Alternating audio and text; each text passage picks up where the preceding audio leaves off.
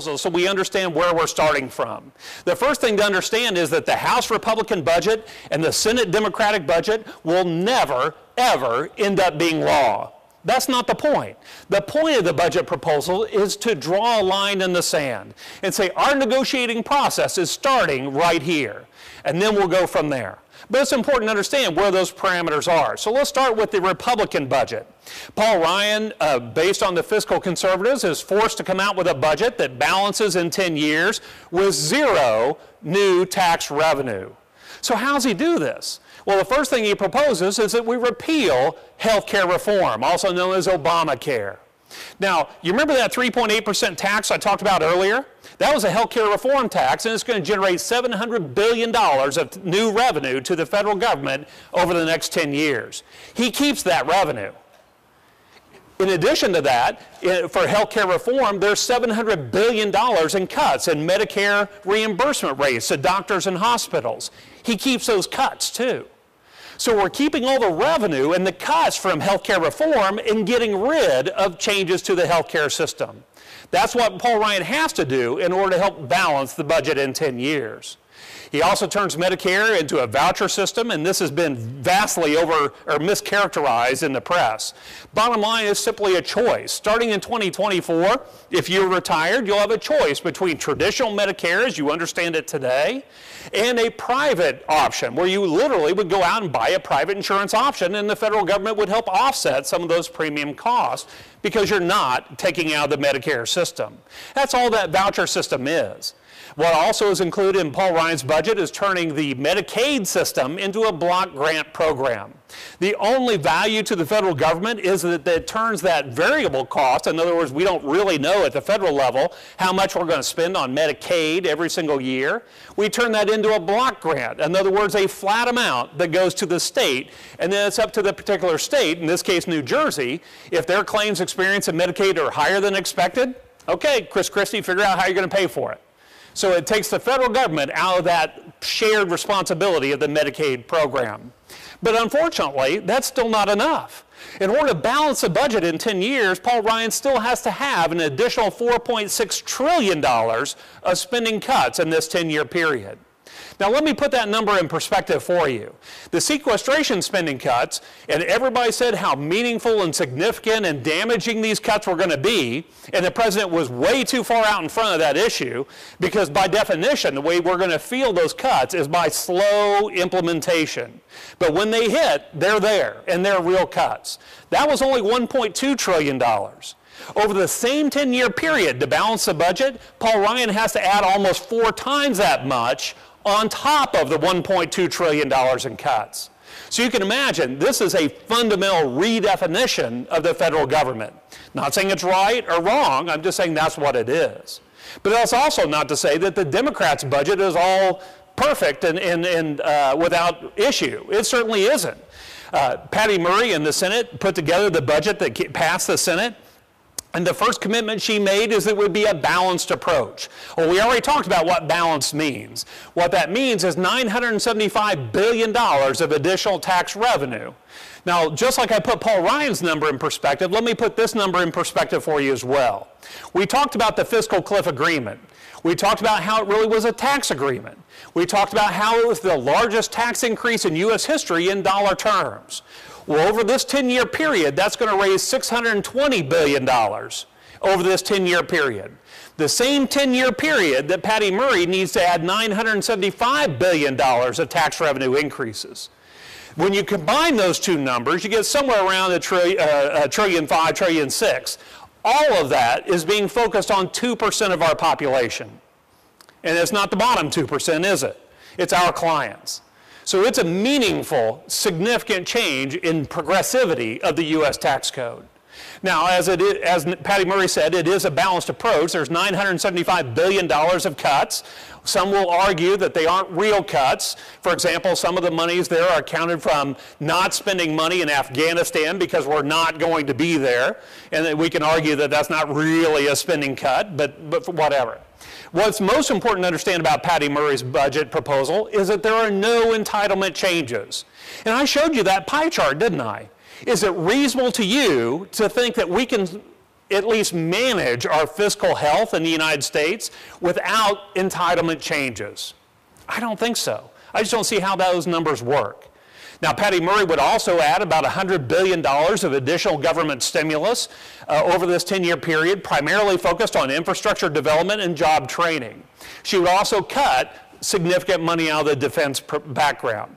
So those are the two lines in the sand of the two parties. And I think the reason President Obama drug his feet in releasing his budget proposal is he wanted to be perceived as making that first foray into compromise. So let's talk about the president's budget proposal.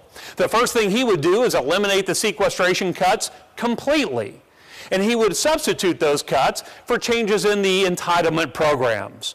Now, the first change that he would make is actually start means testing Social Security benefits for those of us who are under age 55. So the higher our income, the higher our net worth, we would actually receive some formula less than our full benefit that we qualified for.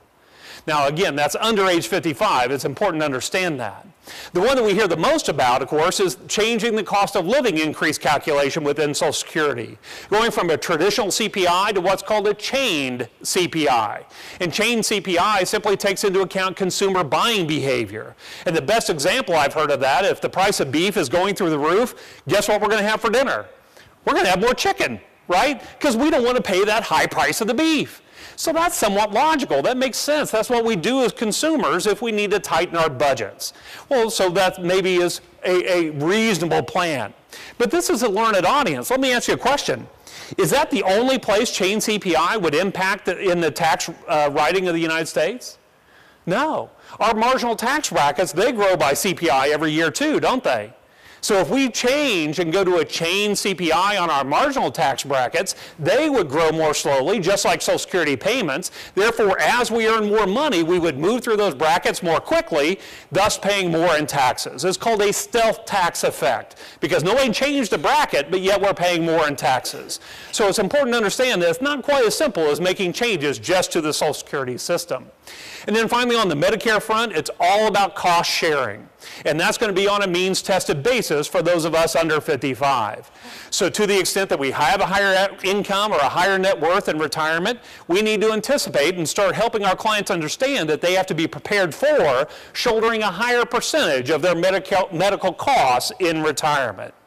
Now, that was interesting, and I don't think that was anything new. As a matter of fact, this is the same proposal that President Obama had laid out for Speaker John Boehner back in December.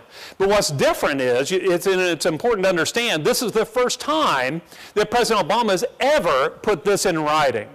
And that's a direct impact of the president's dinner that he had with the Republican senators back last month.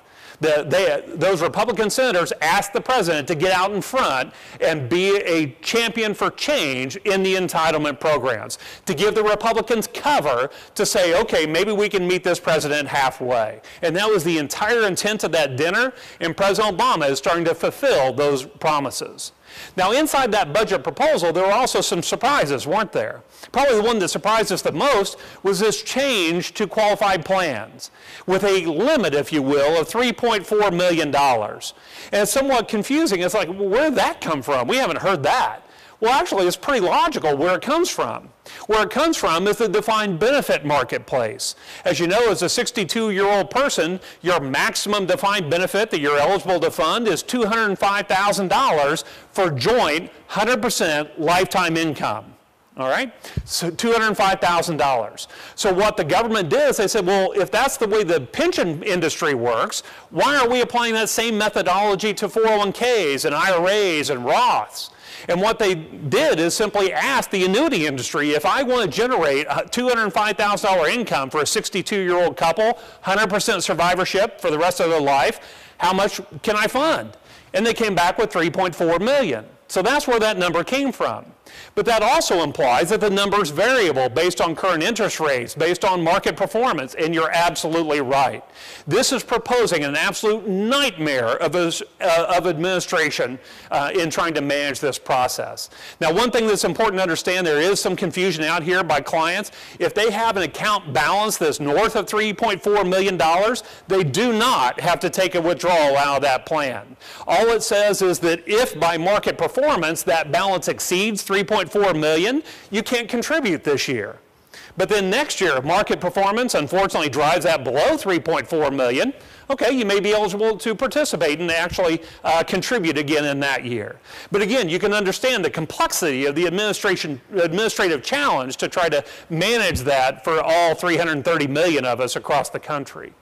Now, in addition to that, President Obama, in a balanced approach, demands some tax changes. The first tax change he would make is capping itemized deductions at 28%. So any of your clients' earnings are in that 33, 35, or 39.6% marginal rates, they would start being impacted by that 28% cap. President Obama initially applied that to any tax deduction. So we're talking about the share of our health insurance premium that our employers pay, the tax we pay to the state of New Jersey, the municipal bond interest. What about charitable donations and mortgage interest rate deductions? All of those things were just wholly capped at 28%. Now, this is where the Congress has a little bit of a challenge. The problem is every constituency behind each of those individual deductions is going to show up in force and try to explain to Congress why they deserve an exception.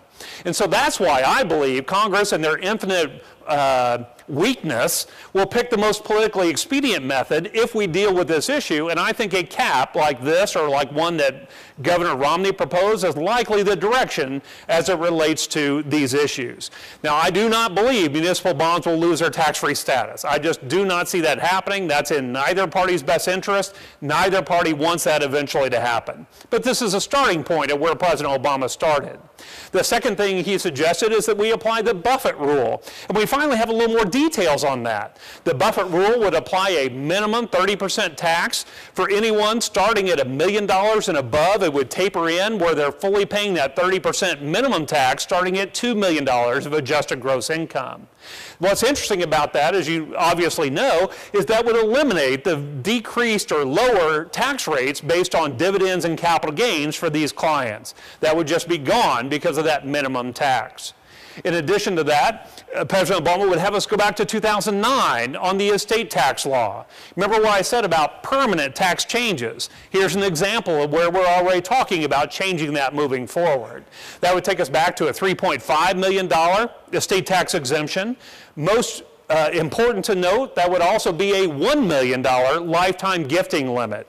So no longer have we married the estate tax, generation skipping, and gift tax limits. They would now go back to the way they used to be in the old days. And 45% maximum. Now the question is around spousal portability. The way the law was written, and I read it 4 or 5 times, this estate portion of the law, we would go back to 2009 law. Well, spousal portability did not exist in 2009. So the way I read the law, or the proposal that President Obama puts out, is that spousal portability would also go away. Now, I think that would be a likely change that we'd see, that they would reintroduce that into the law.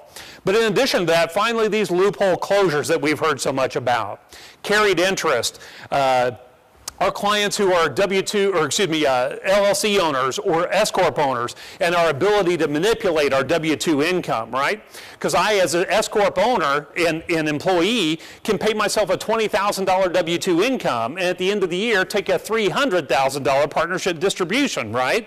Well, why would I do that? Because I have to pay taxes, income taxes, on all 320. The reason I would do that is I only pay payroll taxes on that $20,000 of W-2 income. So that ability for me to manipulate my W-2 income, which, by the way, I don't do in case there's anyone here from the IRS, that ability to manipulate the income would no longer exist. So with that, all of these things have to